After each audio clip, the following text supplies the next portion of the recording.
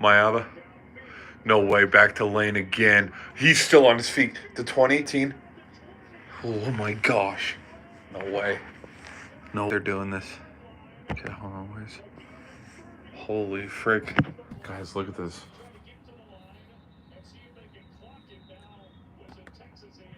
Okay. Let's make sure we're live. Live on this end.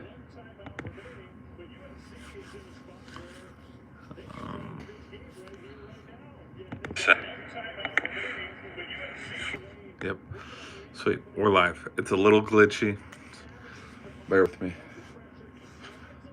Celtics beat the Pacers today. Spurs beat the Nets. What else happened today? Timberwolves beat the Rockets. The Warriors have lost how many straight now? They're on tough times right now. They started 12-3, and then turned around to win 3-12 in their last 15. Okay, all right. See what Mayava can do. Let's see if he's built for this. Let's see if he has a future with him, or if we got to hit the transfer portal. Motions. Oh, Lane was well short. Effort there to try to extend. He was short. Okay.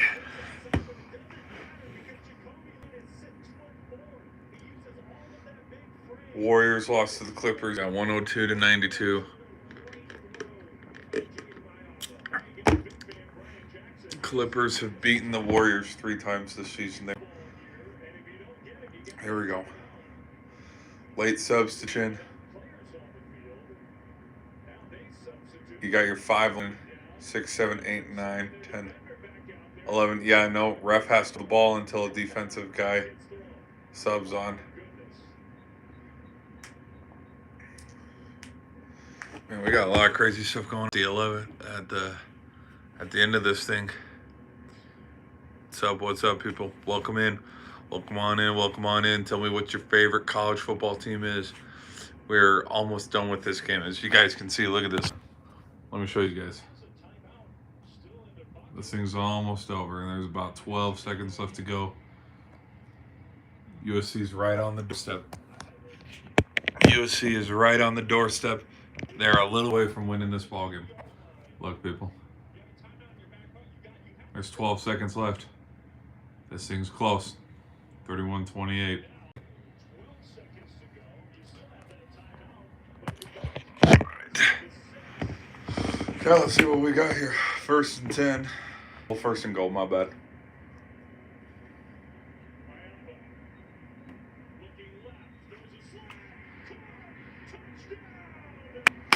Got it. Nice job, Kyle Ford.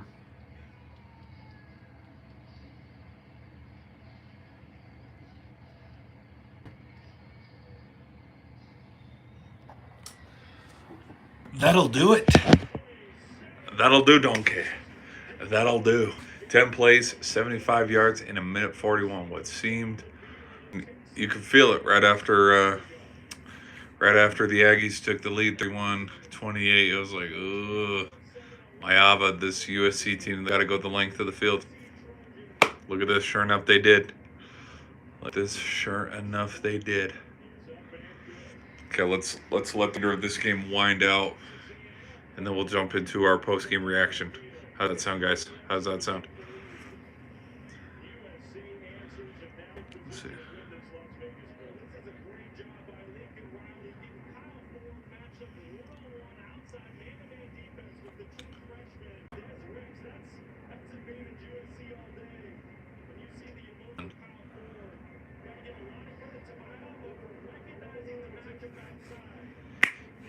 Crazy.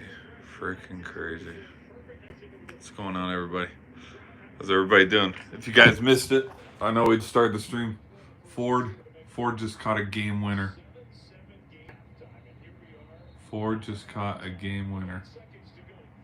All right, now they're There's 8 seconds left to go.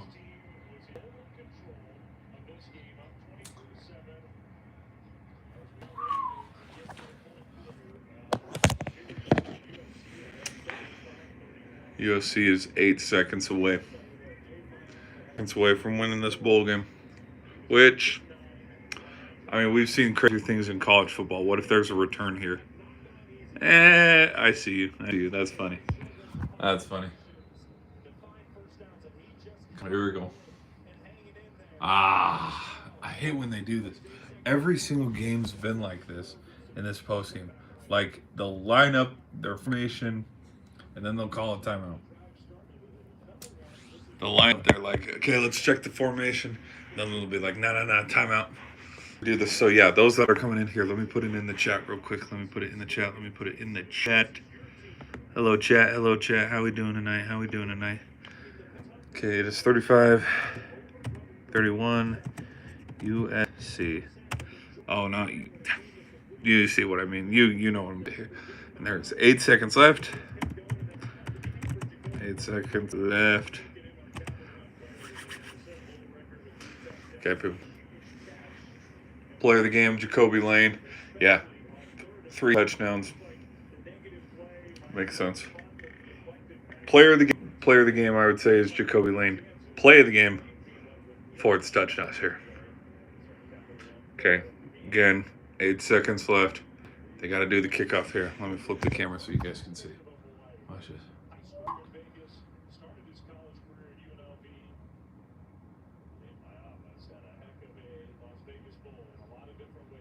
Ooh, touchback.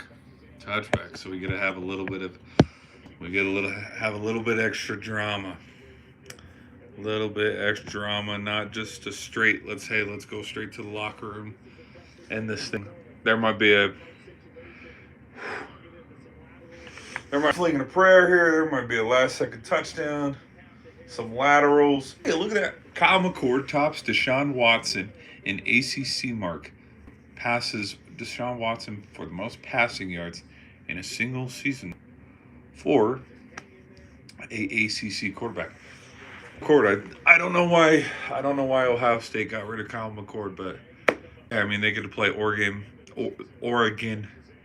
this next week, so I don't think they're at a loss. Okay, here comes Reed. What's Reed gonna do? Over the middle, incomplete. There's 2 seconds left. What's up, everybody? What's up? Incomplete, intended for Bussy. Number 2. 7-1, 5-0. Yep, that's true. And then they lost the last couple. Had the SEC title game, but lost to Texas in the last week of the season against the Longhorns, and then the Longhorns had the chance to go play Georgia for the SEC title. Here we go. Do we have a miracle here? Hook and ladder. Pitching, back to Reed. Reed's across the field. Can he get across? Got a convoy. There's a flag still rumbling. Out of bounds. Ball game is over.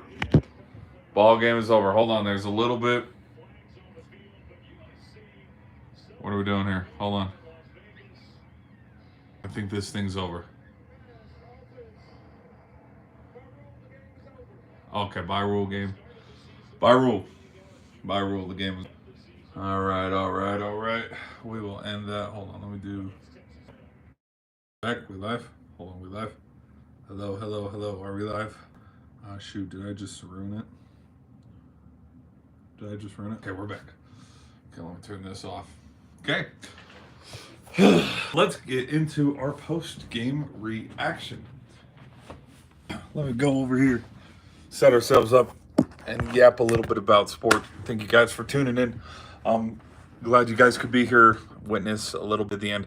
We almost had a little bit of crazy magic. There was some flea flickers, and there was a little bit of back and stuff, and who knows what would have happened if Texas A&M was able to get a laterals there to end the ball game. So in the Vegas Bowl, fun fact, this is random lore of my channel. When I did my first playthrough for college football, 28 versus USC was the Vegas Bowl game. But you can look on my channel but that's neither here nor there. So USC played Texas A&M tonight. As the commenters talked about, Texas A&M at a point in the season, they were in control of their own destiny, and they very well could have gone to the college football playoff, but they lost the last couple of games, dropped in the rankings within conference of the SEC, and it ended up being Texas to go play Georgia in the title game. Tonight was, I don't know. Tonight was on Elko. I think tonight was on Coach Elko. You can blame a lot of the offense, but again, I would say team effort, because you can blame the offense, you can blame the defense, you can blame the coach, because I mean, Texas was up by 17 at one point. No, they were only up by 10 because it was 7-7 halftime. It was 7-7 halftime, but then it was like 17. So they were only up 10. And then didn't they score a touch? I think they scored a touchdown. Regardless, like, because there was Miava's reception. Yes, they were up by 3 scores at one point. But then USC, yeah, they came storming back into this one in the fourth quarter. Everything in the fourth quarter. Jacoby Lane, his 3 touchdown performance. And then as you guys saw, after Reed ran in the last, second touchdown where it looks, hey, look at this. We're up by a touchdown. We're going to win this game. There's only a minute 54. What's going to happen? Can USC Trojans offense, can Lincoln Riley and his young quarterback get it done? Sure. 90 seconds left on the clock. They were able to march down all the way and score a touchdown to Ford to give them the lead. And then their defense was able to hold on the last possession of the game. I think USC, this win, I think gave, hell of a win. But I think this game gave Lincoln probably another year or two.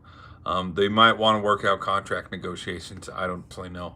But I mean, Lincoln Riley's had a tough go at USC. I'm not going to lie. He had Caleb Williams as his quarterback. And then Caleb Williams decided not to play in last year's bowl game. It was Miller Moss. It was Miller. Miller took over.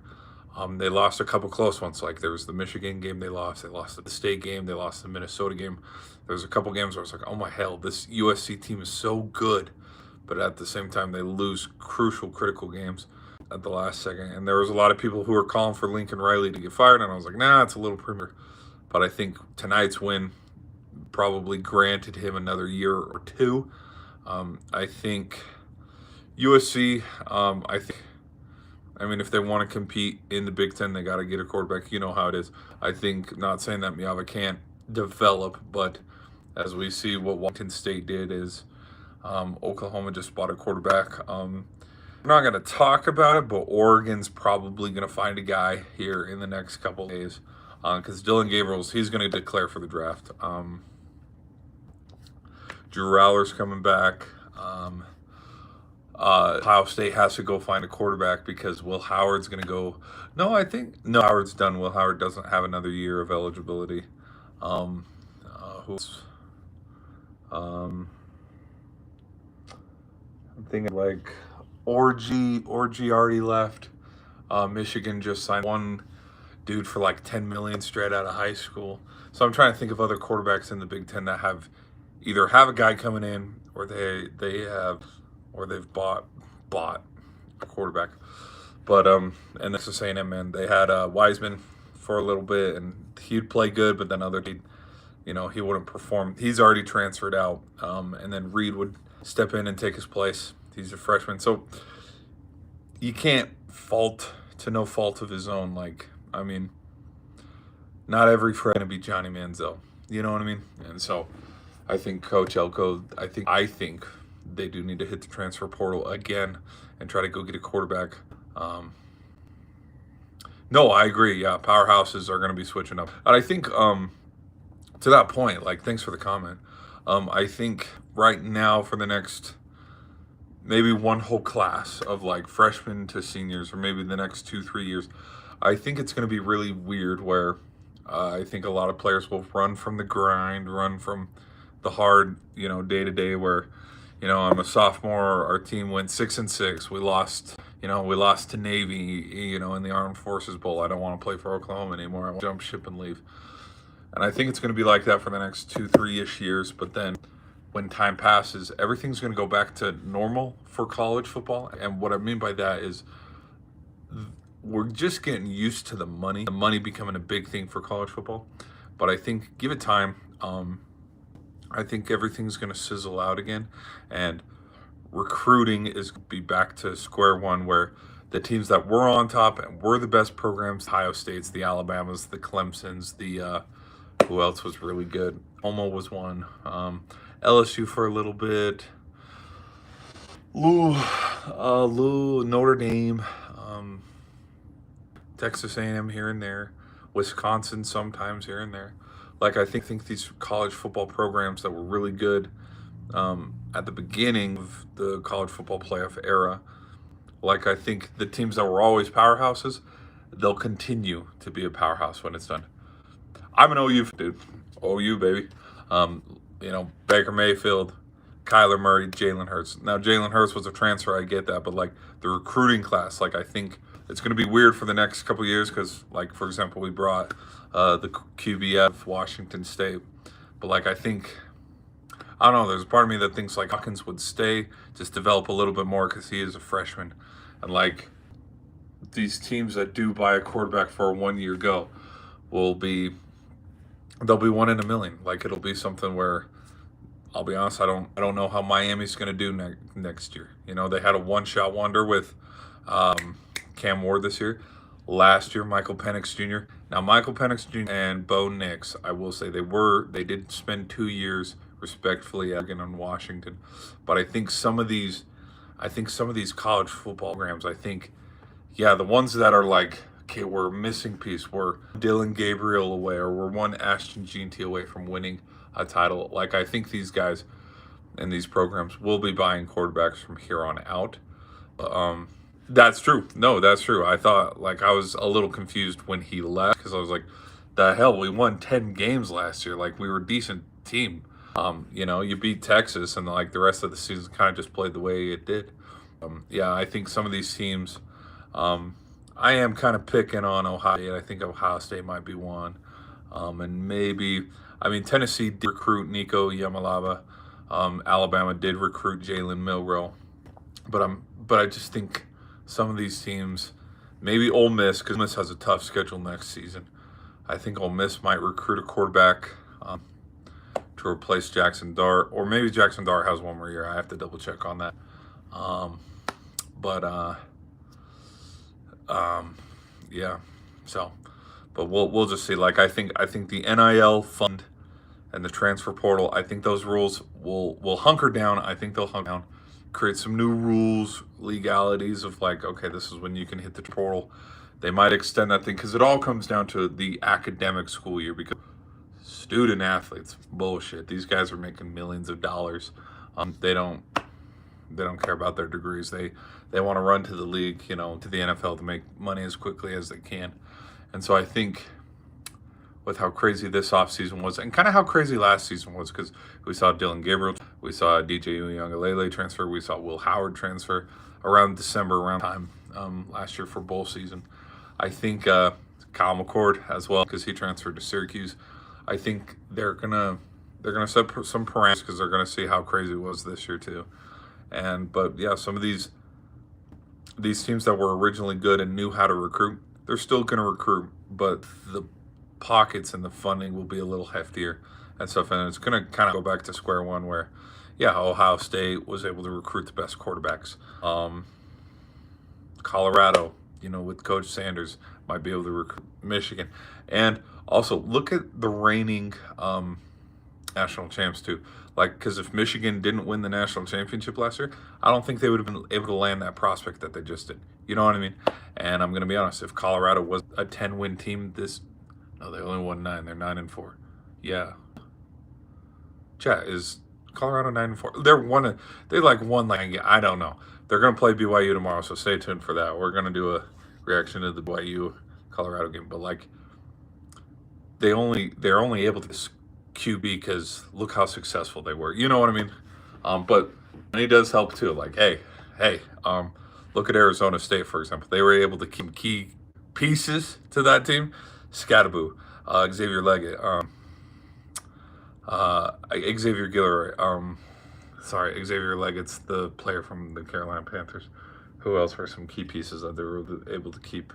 because Badger went to Florida. But like, they keep some key guys, but like recruiting and money and it's a spider web of all these huge things. But fun game, great win for USC tonight. I think this is something that they can build on as a program, because it'd be fun. It'd be fun to see USC try to turn around and Lincoln Riley get back to, hey, look at that, we have back Heisman winners, nominee and Hurts, USC, Caleb Williams winning the Heisman. Like, it'd be fun when USC, Washington, Wisconsin, Iowa, when all these teams are playing good football, Oklahoma as well. When all these teams are playing good football, that's when it's like, okay, here we go. But like gosh, who took Oklahoma's place this year? Or Texas? I would say Texas. No, Georgia's always been good. But like when these blue bloods of their respective conference, whether Big 10, Big 12, when these teams get back to playing good football, that's when football's perfect. Because it's like, we know we're not magically going to turn around. Like, if you paid me $3, $4, $5 million, hell yeah, I'd go play Purdue. I don't care for a one-win team. But anyways, that's my thoughts on that, guys. Yeah, it was Jackson Arnold. Jackson Arnold was the one that transferred. I want ASU in an upset. I'm going to have to roll with my Sun Devils. But if I'm being honest, I don't know. Texas defense is really good. If they stop Scatterboo, thing might get ugly. I would love to see a Boise State versus Arizona national championship, but the odds of that happening, 0. I think the winner, I have a gut feeling that the winner out of the Ohio State Oregon game will play the winner out of the Georgia versus Notre Dame game. I think those winners, they'll face up come January 20th for the national championship, which I don't even know where Jackson Arnold went. I'll be honest, I'll double check that. But anyways, for those who are watching, leaving the likes, I thank you guys so much. I think today we reached, we woke up with 45 or something. So we've gained like roughly 10 subscribers today, guys. So thank you. And I will try to catch you guys in another stream. Peace. Have a good night.